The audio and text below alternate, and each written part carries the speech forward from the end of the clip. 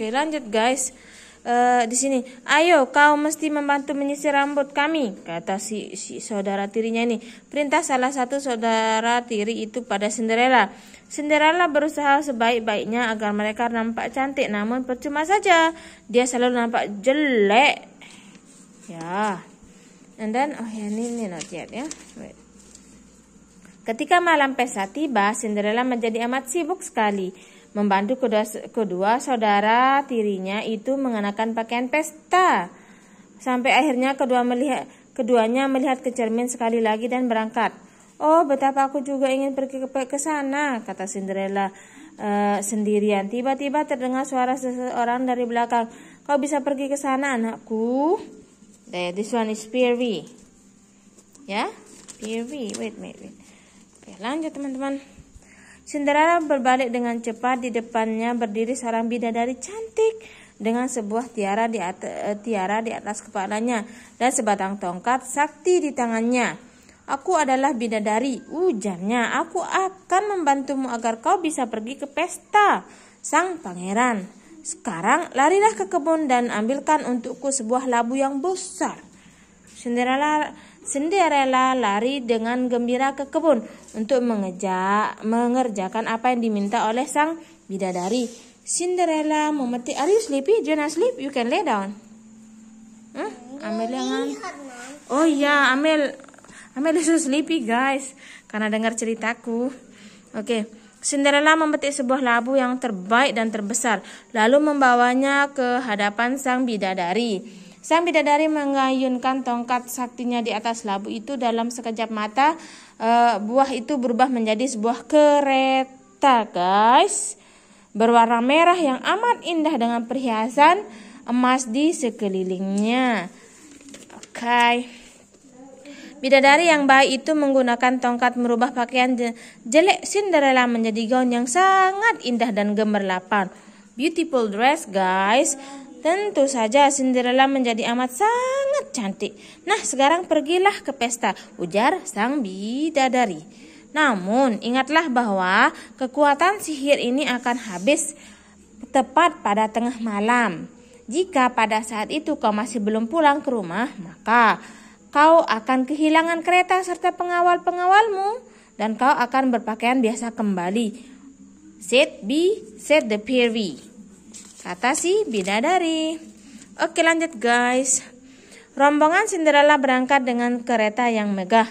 Ketika Cinderella tiba di pesta, semua orang tercengang melihatnya. Setiap orang mengira bahwa dia adalah seorang putri raja yang datang dari negeri jauh. Begitu pula dua orang saudari tirinya, mereka tak mengenalinya. Mereka iri hati melihatnya. Pangeran tak mau berdansa dengan siapapun kecuali dengan dia saja, bisik mereka dengan cemburu. Memang Cinderella dan sang pangeran adalah pasangan yang amat serasi dalam pesta itu. Ketika mereka berdansa, permata dan sepatu Cinderella berkilauan, tertimpa sinar ribuan lilin. Good.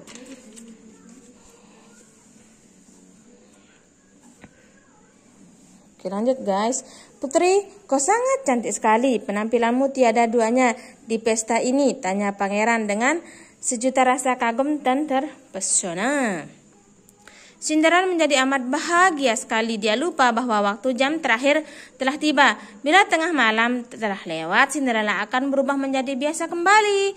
Sedangkan sekarang kelihatannya ia telah lupa akan janjinya. Cinderella is so happy, she forgot what the fairy said to Cinderella. Tetapi tiba-tiba terdengar lonceng istana berdentang. Ternyata sudah tengah malam, guys. Bergegaslah ia meninggalkan sang pangeran dan lari keluar dari aula pesta. Di luar istana, sebuah sepatunya terlepas dan tercecer di atas anak tangga pintu gerbang. Dalam keadaan tergesa-gesa, Cinderella tak sempat mengambilnya lagi. Lonceng masih terus berdentang 12 kali. Sains menunggu di dalam keretanya dengan cemas. Namun begitu Cinderella naik dengan lonceng yang terakhir bergema, dalam sekejap mata segalanya kembali ke asalnya. Mereka kembali menjadi buah labu. Sang Sains dan 2 ekor kudanya kembali menjadi tikus dan 6 tikus kecil. Sang pengawal kembali menjadi ekor kadal. Oke guys, ini lanjut. Panjang sekali nih ceritanya. Ada partnya juga nih kayaknya si video. Nanti kita buat videonya jadi 2 bagian deh teman-teman, biar pendek-pendek. Lanjut guys. Mereka semua berlari masuk ke semak-semak belukar dan Cinderella sendiri kembali juga mengenakan pakaian robeknya. Wah, yang jelek itu cuma sepatu kanannya saja yang masih tetap utuh. Esok paginya pangeran sedang mencari seorang gadis cantik yang semalam berdansa dengannya dalam pesta.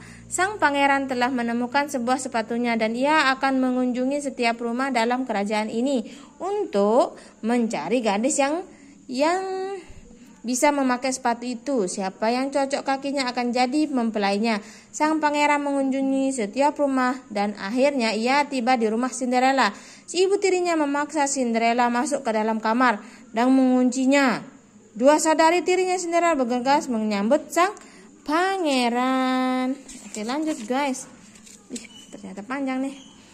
Saudara tirinya itu mencoba namun ia tak bisa memasukkan jari-jari kakinya ke dalam sepatu yang mungil itu. Begitu juga dengan kaki adiknya. Apakah tidak ada gadis lain di rumah ini? Tanya Perdana Menteri.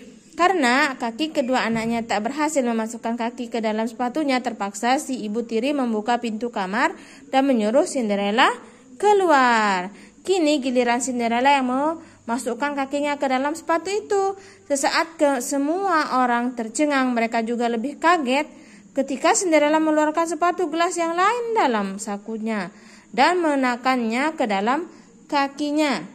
Tepat pada saat itu sang bidadari muncul. Dia menyentuh Cinderella dengan tongkatnya dan dalam sekejap pakaian Cinderella berubah menjadi pakaian yang cantik sekali. Pesta yang indah dan gemilang-gemilang, pangeran bukan main gembiranya. Inilah mempelai sejati, ujarnya. Wait a minute guys. Ujarnya, mana dia? Seluruh kerajaan bergembira ria. Perkawinan mereka berlangsung dengan amat meriah selama 3 hari 3 malam. Cinderella memaafkan semua kesalahan saudara tirinya, bahkan ia mengajak mereka hidup bersama dalam istana. Kemudian mereka menikah juga dengan 2 orang bangsawan istana. Sekian guys ceritanya. Alhamdulillah. Amelia is so sleepy guys. You strike to sleep, okay? Okay, I put your book there. Okay teman-teman, sekian.